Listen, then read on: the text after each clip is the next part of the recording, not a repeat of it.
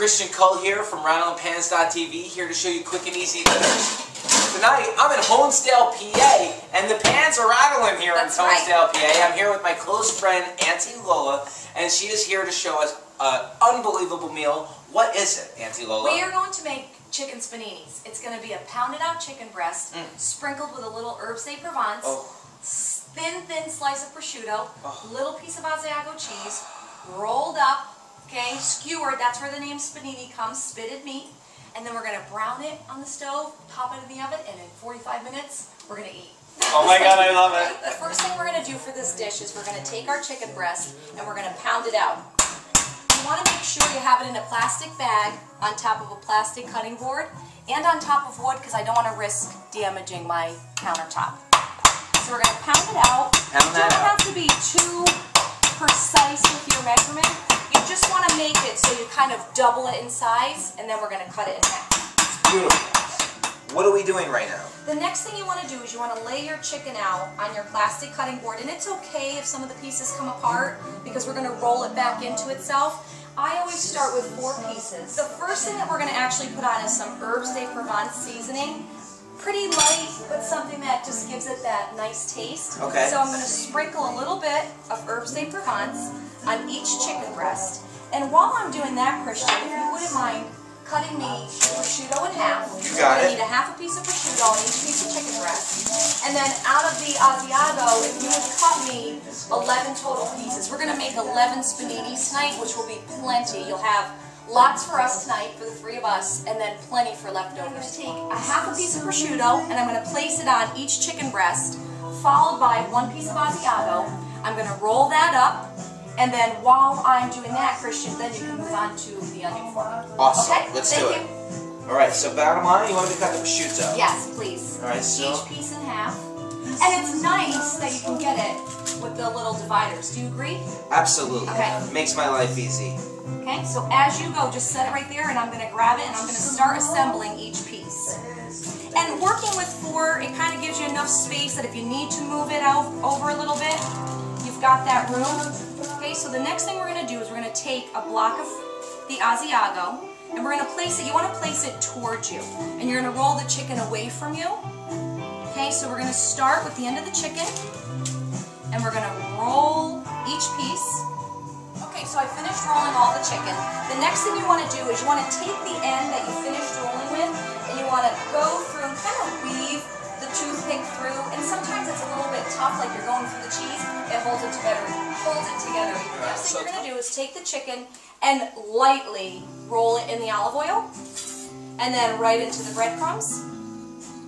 And because I touched the olive oil and the breadcrumbs, now I'm going to have it stuck all over my hand. So I'm going to try to alternate. You want to keep one clean hand, so that way you don't get breadcrumbs in your olive oil, and you can use this olive oil then to saute your chicken roll-ups before you put them in the oven. Okay, I just finished rolling up all the chicken. I dipped it in the oil and the breadcrumbs, so I'm just washing my hands.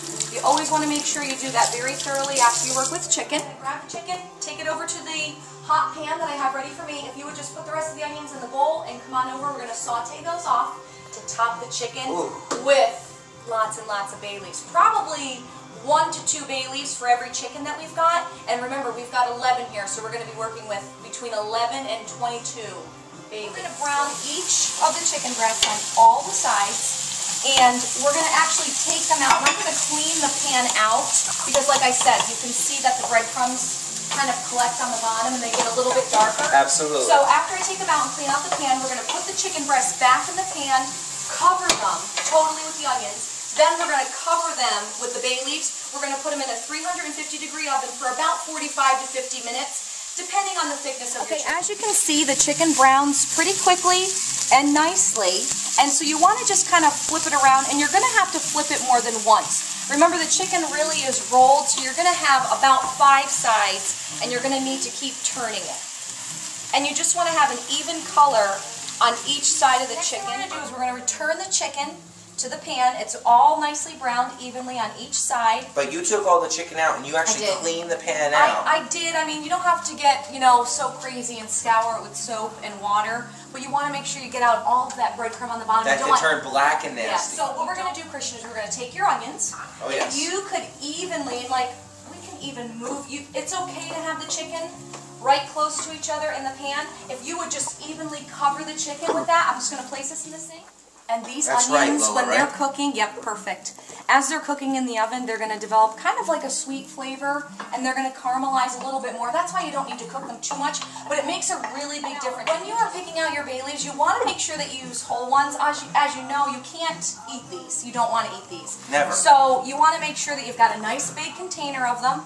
And like I said, you're going to do, you know, if you don't love the flavor of bay leaves, go a little light. Do at least 1 bay leaf per chicken roll. Okay, Christian, so we've got our onions on, we've got our bay leaves on. The next thing we're going to do is we're going to just pop this in the oven, 350 degrees, and I'm going to set the timer for 45 minutes. Christian, it sounds like our dish is done. Let's grab it. Let's grab it. That's beautiful. Oh my goodness. Oh see the my onions, goodness. bay leaves, a little bit of the cheese kind of oozes out. The onions just totally melded in with the dish. The bay leaves just look like they just rained flavor over the chicken. This is going to be wonderful. We have our sweet potatoes and salad, and we were just going to add this into the equation. This is going to be so good. Trust me, you need to try this at home. It smells amazing. From rattleandpans.tv to your home, we hope you try this. And if you ever want to get in contact with Auntie Lola, it's lfoodscatering@gmail.com, and that's the letter L, foodscatering@gmail.com. Hope to see you soon. Try this home.